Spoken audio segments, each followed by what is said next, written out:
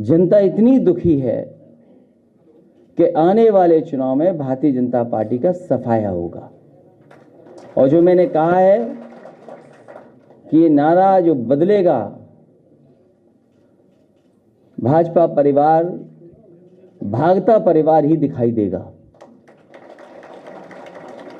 कल मैं सुन रहा था भारतीय जनता पार्टी के मन से ये कहा गया कि भारतीय जनता पार्टी ने जो लोक कल्याण संकल्प पत्र 2017 में दिया था उसको 90% पूरा कर दिया गया है और रहा बचा 2 महीने में पूरा हो जाएगा। मुझे लगता यह है कि भारतीय जनता पार्टी ने एक बार लोक कल्याण संकल्प पत्र बनाया 2017 का और उसके बाद उसको कूड़ेदान में फेंक दिया,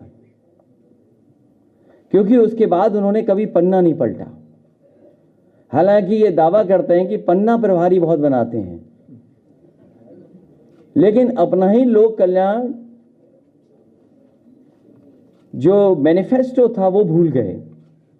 और इस मैनिफेस्टो में सबसे पहली बात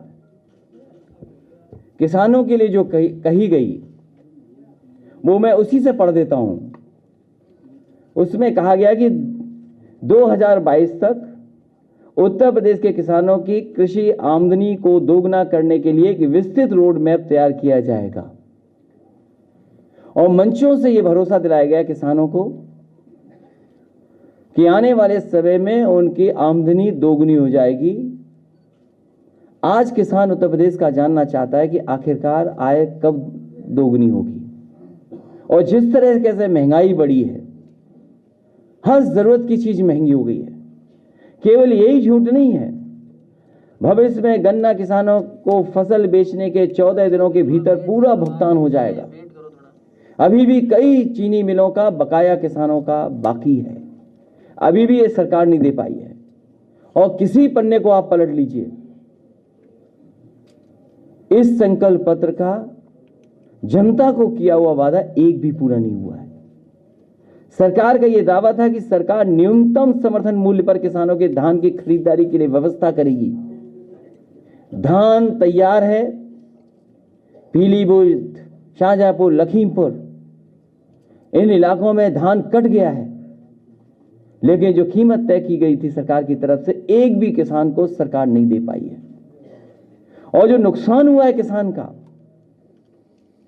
जो किसान का नुकसान हुआ है बेमौसम बारिश होने की वजह से, उसकी भी एक भी भरपाई अभी तक भारतीय जनता पार्टी नहीं कर पाई है। और यही नहीं, कृषि का बुनियादी ढांचा को बेहतर करेंगे, इंफ्रास्ट्रक्चर को बेहतर करेंगे।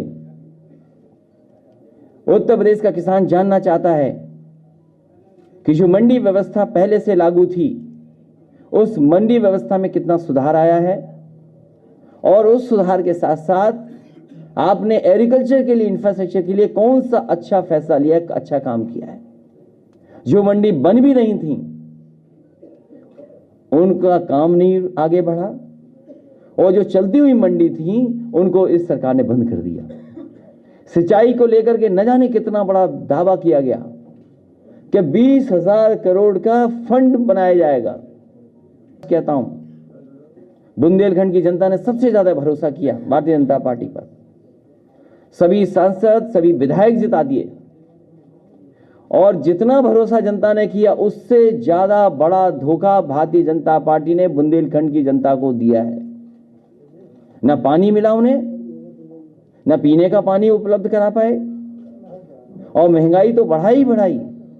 और जिस समय मजदूर आए थे बुंदेलखंड में, लोगों की जान चली गई, लेकिन किसी की मदद नहीं की सरकार ने, और वापस मजदूरों को फिर वापस जाना पड़ गया। सिंचाई का कोई इंतजाम सरकार नहीं कर पाई, कोई पन्ना उठा करके देख लीजिए आप। दुग्ध विकास को लेकर के वही जो समाजवादी सरकार में काम हुआ था, उस काम को भी आगे नहीं बढ़ा पा रहे हैं। समाजवादी सरकार थी तो मदर डेयरी का प्लांट 5 लाख लीटर प्रोक्योरमेंट का प्लांट लग गया था। लखनऊ में अमूल का प्लांट लग गया था, 5 lakh litre procurement per day का। इसी तरह भोगनीपुर में 5 लाख लीटर प्रतिदिन मिल्क का प्लांट लग गया था। काऊ मिल्क डेयरी प्लांट लगा था कन्नौज में, और बहुत सारे उत्तर प्रदेश के पराग के प्लांट को सुधारने के लिए हजारों करोड़ रुपए बजट के माध्यम से दिया गया था, जो गुजरात से अमूल है। नया प्लांट तो नहीं लगा, लेकिन समय समय पर इन अमूल प्लांटों में गुजरात से दूध आता है। सोचिए, उत्तर प्रदेश के किसानों का दूध नहीं खरीद रही सरकार, गुजरात से दूध ला करके इन प्लांटों को चलाया जा रहा है। पशुपालन में तो क्या काम हुआ है, इससे बेहतर कोई जान नहीं सकता है। किस पन्ने को मैं पलटूं? मैं तो पत्रकार साथियों से कहूंगा कि एक पन्ना पलट करके आप हमें भी दे दो तो मैं पढ़ दूं कौन सा बड़ा झूठ उसमें लिखा गया है। फूड प्रोसेसिंग क्या हुआ है पता नहीं।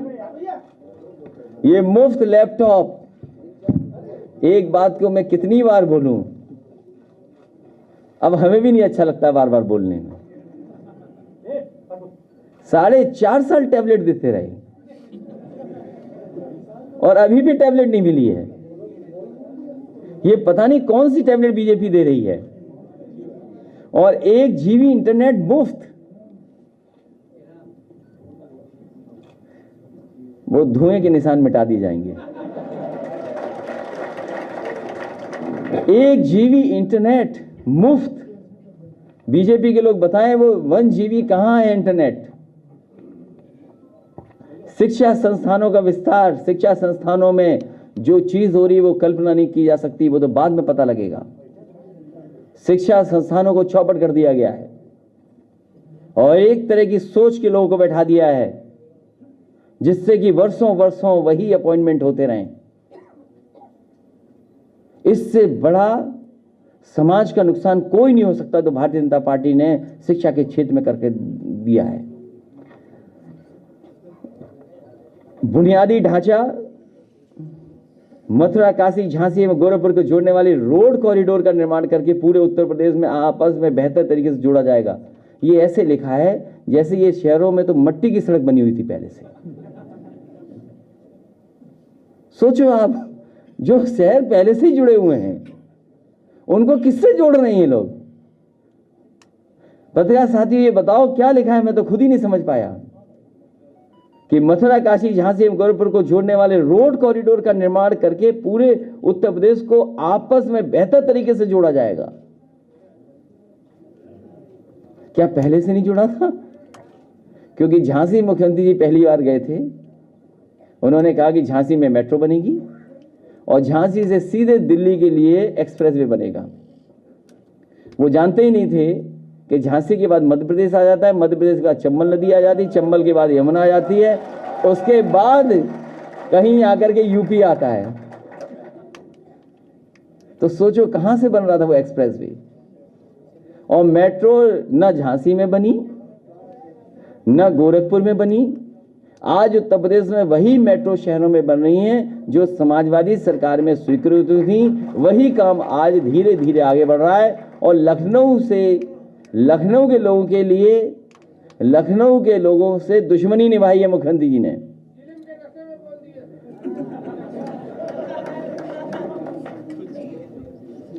लखनऊ के लोगों के लिए वो बैन है, ये आप नहीं कर सकते, जेल जा सकते हो। अगर जेब में पुड़िया मिल गई आपके, पुड़िया केवल बीजेपी रख सकती है। किस पन्ने को पलटूं मैं? सभी तीर्थ स्थलों को 4 लेन रोड मार्ग के साथ जोड़ा जाएगा। जो 4 लेन का हेड खुला था सड़क बनाने के लिए, वो हेड ही खत्म कर दिया बीजेपी ने। जो बजट में एक हेड खोला गया था कि इससे जिला मुख्यालयों को जोड़ा जाएगा, 4 लेन बनाई जाएगी। कम से कम भारतीय जनता पार्टी ये बताए कि उन्होंने कौन सा नया 4 लेन उत्तर प्रदेश को दिया है जिससे मुख्यालय उन्होंने स्टेट के बजट से जोड़ा है। कोई एक बताए भारतीय जनता पार्टी के 4 लेन का इस मुख्यालय से इस मुख्यालय तक 4 लेन से जोड़ दिया है। नमामि गंगे में लिखा उन्होंने, केंद्र सरकार की सहायता से गंगा, यमुना और उनकी उपनदियों को साफ करने के लिए प्राथमिकता से कदम उठाए जाएंगे। भारतीय जनता पार्टी ये बताए कि पांडु नदी है कानपुर में बहती है,